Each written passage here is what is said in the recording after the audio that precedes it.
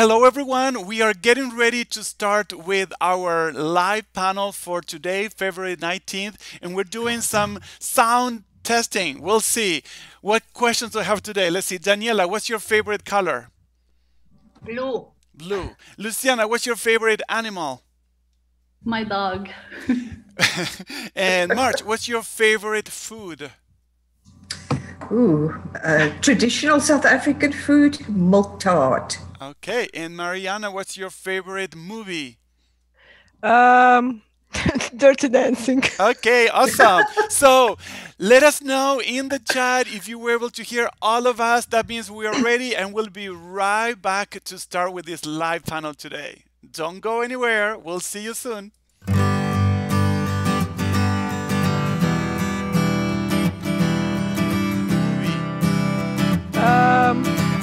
Dirty Dancing. Okay, awesome.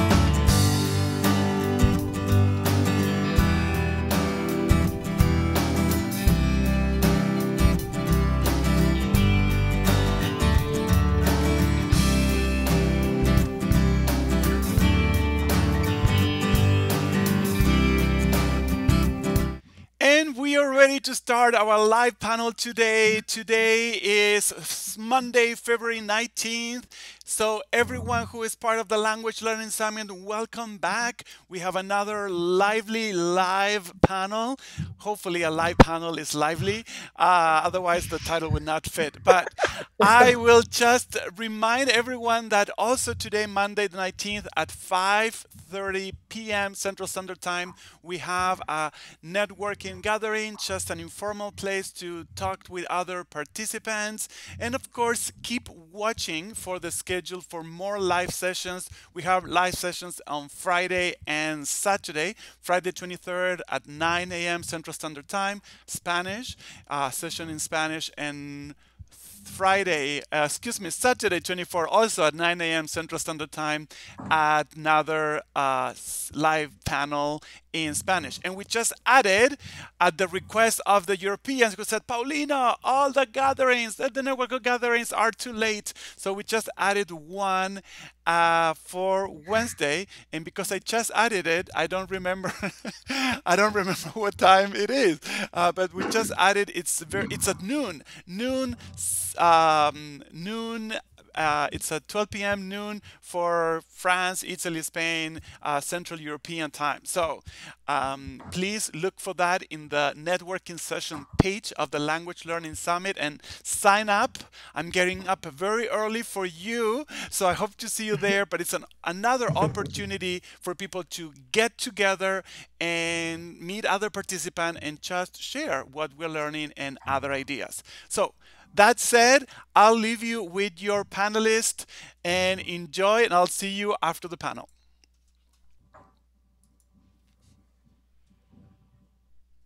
Okay, thank you, Paulino, for the nice introduction. My name is Daniela. I'm a German teacher, and we all belong to Language Learning Club, which is a new company, and we are offering language lessons in small groups. And the topic of our panel is, do you only speak to your teacher? And it's the first time that the four of us are doing something like this, and we are all a bit nervous, so please bear with us.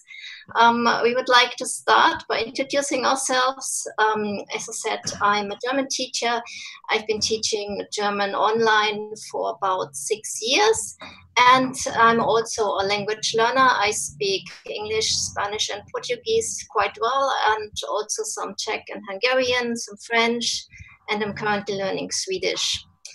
Now, next one is Luciana, my partner and best friend. Yeah, my name is Luciana. I'm a Portuguese teacher, online Portuguese teacher. I've been teaching, actually I started teaching in 2006, but I started teaching Portuguese online in 2010, so it's my 8th year teaching online. I also like learning languages. I'm studying Spanish because I need to improve it, and I started with Greek because it's a very interesting language. Mariana? So I'm from Croatia, and I'm a German teacher, and also I studied phonetics, so I teach also Croatian, which is my native language. I taught more than 5 years in normal classroom at some schools of foreign languages, and I started to teach online 1 year ago. 1 year ago, so I'm quite new to online teaching, but I enjoy it very much. And I'm learning myself English. I still have to improve it, and I started to learn Japanese, and now I have also um, a new idea. Maybe I will start to learn Spanish because all of my colleagues now are from Latin America, or they are there. So maybe I will learn another foreign language. So, Marge, can you introduce yourself? Yes, I'm Marge, and I'm the Afrikaans teacher. And I teach different type of students, foreigners living in South Africa who want to learn Afrikaans, native speakers with English as their first language, business people who deal with other Afrikaans business people, and I have students from the United States and Europe. And I've been tutoring and training for about 15 years and online for about 3 years. And I actually started off with local face-to-face classes. And that naturally evolved in online classes when some students couldn't attend face-to-face class. But then I met Danila, and so I started to do more online classes. Thank you. Okay, thank you very much. So some of you might be wondering why we are offering language classes in small groups, and how we came to this idea was actually 2 years ago. I worked with nurses from the Philippines who wanted to go to Switzerland and Germany, and I had to learn German to a B2 level. And we did this online. I worked for a Swiss company. And we had 4 students in each group. I did this on Skype. It was actually very difficult because the internet connection on the Philippines is very bad. But I liked the interaction. I really liked this. It was very different from teaching one-to-one. And a bit later, I got an offer from a Russian online school to teach German as well. This time I had larger groups, 8 to 10 people, and I realized that this was too much. But I remembered the groups with the Philippine, mainly girls, and I realized that working with 4 people online is kind of perfect. The interaction is different. When you just work with one person, you can just talk to your teacher. That's why we named this panel "Do We Only Speak to Your Teacher?" And actually, some people do this. We all have students who only speak to us and sometimes they don't have the opportunities to speak to someone else. Sometimes they are too shy. This also happens, or they live far away from the countries where their target language is spoken. That's where this idea arose to offer online language classes in small groups as well. And well, Luciana is going to continue a bit now. We'll tell you a bit of the advantages of group lessons in comparison to one-to-one tuition. Yeah. The other day I talked to a student and we were comparing one-to-one lessons, and his first idea was like, but when I'm with a teacher, I can talk about all my questions and all the things that I want to ask, or the things that I want to say. But the idea behind group lessons is different. When you are in a group, you can meet people from other places, and you can interact with these people. You can make new friends. You can learn new ways of thinking. Also hear different accents. And when you hear different accents, you also practice the language, you practice listening. You see other people learning the language. You see you are not alone doing this. You are not the only one complaining about the difficult things about the language. So all these social contacts and everything is really good for the person, for the language learning, for development, personal development.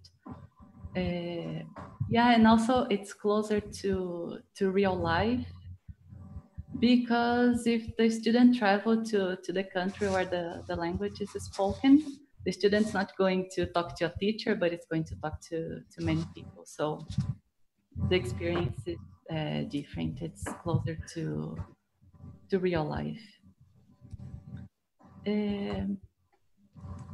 Yeah. There's also another important thing. It's cheaper. It may be cheaper because you are sharing the cost of a lesson with other students. Yeah. I have to agree with what Luciana said some time ago. We actually had a Portuguese lesson, and there was someone else from Norway, and my Portuguese is really not too bad, but it was totally different for me to talk to someone who doesn't speak Portuguese as a native language. And I found it extremely interesting also to exchange opinions. Why do you learn Portuguese? Is it a language which many Norwegians learn? And it was absolutely fascinating for me, from cultural aspects, but also to talk to someone who has a different accent. Because I'm used to listening to Brazilians. I understand Brazilians perfectly, but someone else who speaks Portuguese, it was a bit of a challenge for me. And I really enjoyed this. Yeah. It's okay. Uh-huh. Yeah. Oh, it's okay. Go on. That's okay. Okay. March, what's your experience, or what do you think as far as the importance of speaking practice is concerned? You work with people who are mainly in South Africa. That's right. Yes, yes. The first thing, Daniela, that I believe is that speaking practice combat language anxiety. You know, it's nice to have a basic foundation of the language you're learning before you go out.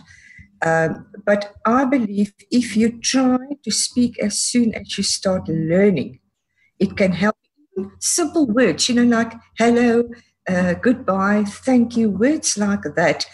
It will train you, and it will train that to combat that anxiety. And I think you must start as soon as possible when you start learning a new language. And you know, I feel that people think that people are going to laugh at them when they try to speak their language. But it's not true. I think other people appreciate it when you try to speak their language. Mm-hmm. Yes. Anyone else who would like to add something about the importance of speaking practice? So if you, I think it is really important for self-learners to have some speaking practice with other learners and with a teacher, because if you are learning a language by yourself and you don't have any feedback, then you can stuck or you can lose your motivation. So I think it is a good thing that you find a community, other people who are also on this stage, on this level. So I think this idea of this club is really a good thing for people who are. A lot of people are learning a language by themselves now. When I was younger, so we had only audio, and you could find some cassettes or some books for self-learners, and that wasn't so much for you couldn't find any opportunity or possibility to learn except from a school. And now you can have a lot of resources for learning for language online, and you can start by yourself, especially for some bigger languages. So someone who is learning a small language, they don't have so many resources. So it is really a good thing that you start to learn by yourself, but then you have some feedback, or you find people who are doing the same. So it is easier. You can be motivated. You can learn more, and that's why is this speaking practice really important, I think. Mm-hmm. Yes, I agree, and this is where do group sessions or group lessons fit in. We've already spoke a bit about this, Mariana. Mm-hmm. I think they can't replace one-to-one tutoring, but as you mentioned, there will always be people who prefer to learn languages themselves. I'm one of those. The only language I started to learn from scratch with a teacher was Hungarian, because it's totally different from everything I felt I needed to do this with the teacher when I started. But all other languages, first I learned them on my own, and then I looked for opportunities to speak. And I often use online teachers. There are various platforms where you can book lessons with a native speaker or someone who speaks, for example, in your case, German as well as you do. But in my opinion, the group lessons cannot replace the one-to-one lessons. It's something totally different. They are very good for people who study the language on their own and want to communicate also with other students, and perhaps know, why do you learn it? How do you learn it? Be in touch with other people. I think this is very important. And perhaps also for people who attend a traditional language school course, have a large group, and they don't have that much opportunity to speak. For them, it's also a good possibility to practice some more speaking without spending something like $30, $40 an hour on a professional teacher. Luciana, anything else you'd like to add? Yeah, it's all this, and also for me, this interaction is very important. As you said, you never met someone from Norway and speaking Portuguese with someone from Norway. So this idea of meeting people from all around the world, like we are doing right now, in a different places, is really nice. Okay, and that's also a way to stay motivated. For me, at least, when I know I have an appointment online and several people are waiting for me, I will be there. When I schedule a lesson with just with the teacher, it's much more likely I decide, oh, I'm not in the mood for it now, I'm going to reschedule. This is something I can't do when I have a group lesson. So, and I need structure as a student. I need a structure. So I have a lesson, I have to appear, I have to be there. So this is also important for me. It feels less lonely. Yes, for sure.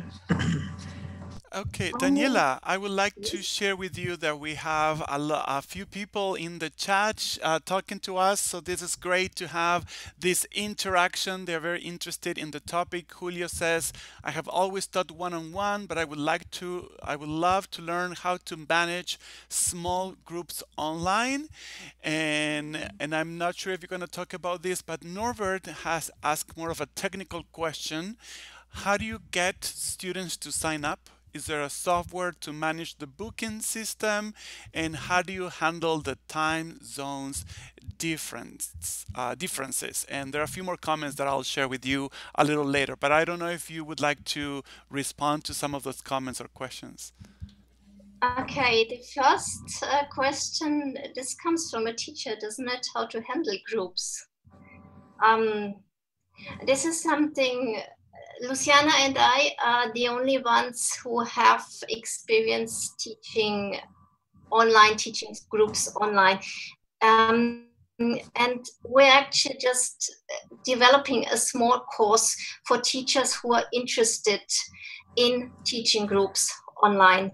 Some things are different from teaching one-to-one, but it would simply take too much time to go into depth.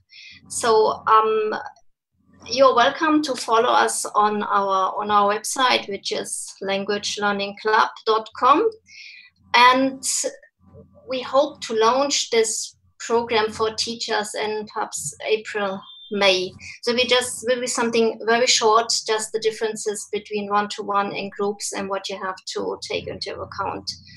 The technical questions. That's not easy, and it's what we're doing is not perfect yet. Let me see, what were the questions? The time zones. We decided to offer the lessons and using UTC, which is London time, not London daylight savings time, just now London time. And there's a link in the lesson description where people can see their time zones. So you click on the link and you see, okay, for me, it's this and that time. That's not the best solution yet, but it kind of works. About the booking, as we are just getting started, we developed a system. When you make a booking, your lesson is guaranteed. Just the length of the lesson varies. In this case, if you're the only one who books a lesson, you will have it. In this case, it's not a group lesson. Instead of 60 minutes group lesson, you will get a 30 minutes one-to-one lesson with one of us. If more people sign up, say 2 to 3 people, we do it for 45 minutes, and 4 to 5 people, 5 maximum. No, it should be 4. It's 60 minutes. This is standard, and this is what we hope to achieve in the future. Anything else I've forgotten? I think probably Luciana. I think it was just these two. Yeah, I think it was just these two. Yeah, no, that's great. That's great. Thank you. And I wanted to share with you some of the comments from our audience to let them know we are here live and reading your comments. Norbert, who is also a teacher and a learner, he says, as a learner, I like both and see the benefits of both one-on-one and group sessions. I enjoy one-on-one classes, but would be happy to join a group class if it was more available. And I think having variety of activity works best. And then he is also a teacher, and he says, I prefer to work one-on-one with beginners and use group sessions with more advanced students. And Julio says he agrees with Norbert and says group should be a bit more to prepare, so that they would take a little more preparation. And Lucine, who is a teacher from Armenia, she wanted is asking if you could describe a group lesson. What does it look like? Because she's curious, what does a group lesson look like? So those are a few of the comments we have in the chat. Okay, thank you, Paulino. Okay, I do not quite agree that group lessons are only for advanced students. I think it depends on what type of learner you are. There are people who are a bit reluctant and shy to speak a foreign language when they are just beginning. For them, group lessons at an A1, A2 level may be difficult. If someone is like me, I'm not shy when I have to speak a foreign language. I like to start speaking it, and I like to start speaking it early, as soon as I've acquired enough vocabulary and know a bit about the grammar, so that I feel more or less secure and say, okay, I can construct a sentence. How do the lessons work? What we're doing at the moment is just offering speaking practice. So basically, the students may decide what they want to talk about. If it becomes difficult, we as teachers offer a topic. For example, we ask a question for, say, A2 level students, and maybe something like, what did you do last weekend? This is a good way to practice the past tense, or in German, the present perfect, depending on the language. We are all experienced enough to use follow-up questions to get the students speaking. They should be more or less communicative. Someone who is very shy, it's not the right lesson for such a person, in my opinion. No, I'm stuck again. Help. Yeah, also about how the lesson works, we also have to take care of the time each person speaks. So every student needs to, or has to speak more or less the same amount of time. So we have to control the time the students speak. Yeah, this is something you really have to learn. Not like at the moment, for example, I talk too much. If there were a teacher present, he would have to stop me, because we are 4 people and I speak much more than the other ones. That's not okay. Okay, and that's why we have another topic, or something we would like to talk about, and this is about being afraid of using Skype or Zoom, of being afraid to speak in a foreign language. This is something where Mariana would like to say something, and how to perhaps overcome this. So yes, I actually taught for more than 5 years in a traditional classroom. So I don't see there is a huge difference between teaching in a group online and teaching in a group like in a classroom. So what you can do in a classroom, you can do all of this, almost everything you can do also online, and use also online resources. So people can get speaking practice. We can play role plays, and I think it is a good thing that we can offer also small courses. For example, for Africans or for Croatian, a lot of people are interested to visit our countries in the summer, so they need only some quick course for like for tourists. So I think we can offer really a variety of different courses, and also a speaking practice for self-learners. If the person is not so used to Skype or to camera or to Zoom or the technology, get used to it. Just book lessons, and yeah, because when I started teaching online, it was a bit, the beginning was like I was nervous or difficult, or we had to get used to use Skype and to use PDF instead of a book. So we have to adapt and get used to all this technology, because yeah, it's worth it. Yes, it's actually a matter of getting used to it. The same like at the moment, as all of us here are a bit nervous about this live thing. But doing a lesson on Skype or on Zoom has become so normal that we don't think about it anymore. But I still remember that when I started, when I was expecting I started as a student, and when I was expecting my first teacher, it was a Spanish lesson. I still remember this. I was so nervous. I was sweating in front of my computer saying, what's going to happen now? Will I understand him? Will the technology work? And this is pretty normal whenever you do something new. But once you do it several times, you see it works. It's okay. It's okay. So nowadays for me, when I get a new session request and say, okay, I'm going to meet someone new, I'm more curious. I'm not nervous anymore. I'm just, okay, what's this person like? I'm looking forward to meeting him. So it's a matter of it. But I understand that it's more difficult for shy and introverted people. I'm an introvert myself, so I know this. I'm a very communicative introvert, but I know what it is like. I don't want to do it. I prefer to continue studying on my own. I don't want to do this. But once you do it, once you leave your comfort zone, it feels good. It really does.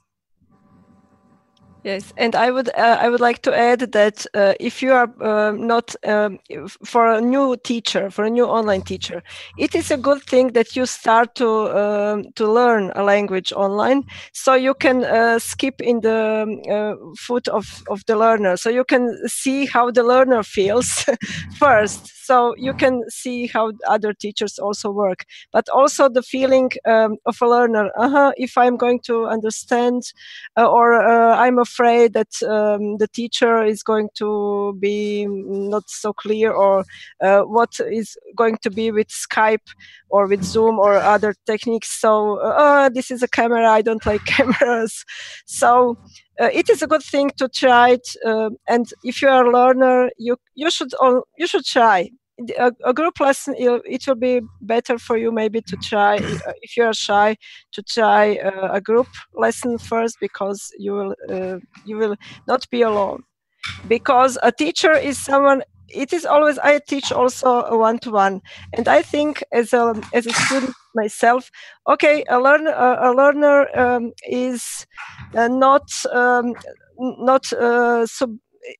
the teacher is not dominant always, but the teacher is someone who master a language, who is native speaker, or you cannot be so easy on the same level. And if you have fellow learners, it is easier for you as a learner. Yes. See that other people also make mistakes. Yes, that's it. Yes. And I think people are also worried about mistakes, but we learn through our mistakes. We really do that. And I think in a group lesson that the pressure is off you in a group. As in what you talked about earlier on, you were nervous and things like that. Now you have peer collaboration here. You've got other people with you in the class. So it takes a little bit of that pressure off. Yes, I agree. Okay, this is what we wanted to say. I don't know if there are any more questions.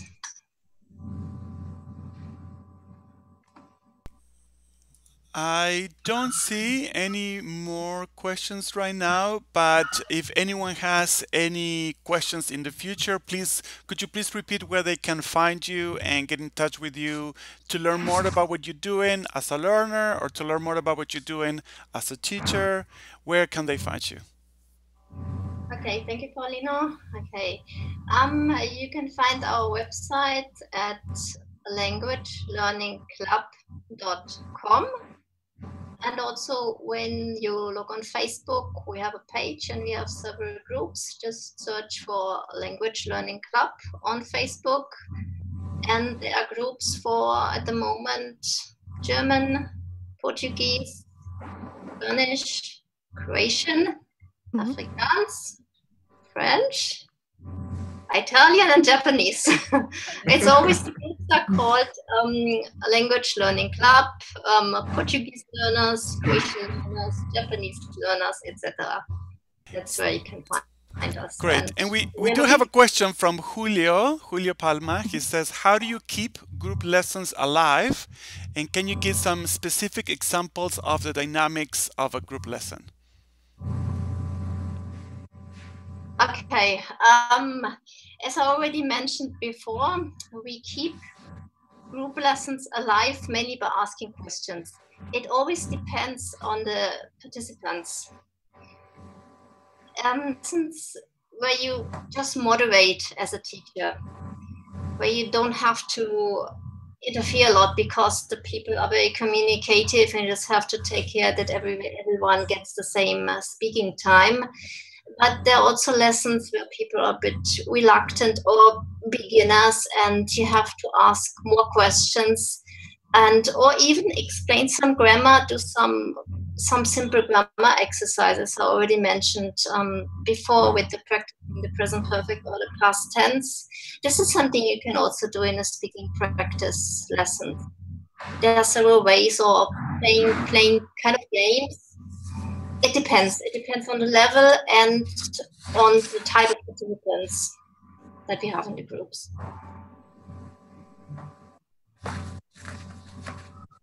Great. Well, I think that's all we have for today. Thank you so much for taking time to be here with us and to share your project. I hope that people can follow you. You gave the information, but also people can find your contact information at your page at the Language Learning Summit, your presenters page. And thank you so much for being here with us. Thank you very much. Night. And I would like to say to everyone at the Language Learning Summit that there is more to come. Today, February 19th at 5:30 p.m. Central Standard Time, we have a networking gathering, informal meeting to talk to other participants. We have a new gathering on Wednesday, the 21st at noon Central European time, which is at 5 a.m. Central Standard Time. You can find that information in thelanguagelearningsummit.com and go to networking sessions. It's a new one so that our friends from Europe who has been complaining that I do all the gatherings at night, now we have one that it's early. And of course, keep looking at the schedule for the sessions, the live sessions that are coming up Thursday, Friday and Saturday, and of course our big party closing session on Saturday at 4 p.m. Central Standard Time. In the meantime, I hope you are taking advantage of all more than 50 talks that are pre-recorded you can watch at any time, available until February 24. Thank you everyone and have a great week. Take care. Bye-bye. Thank you. Bye.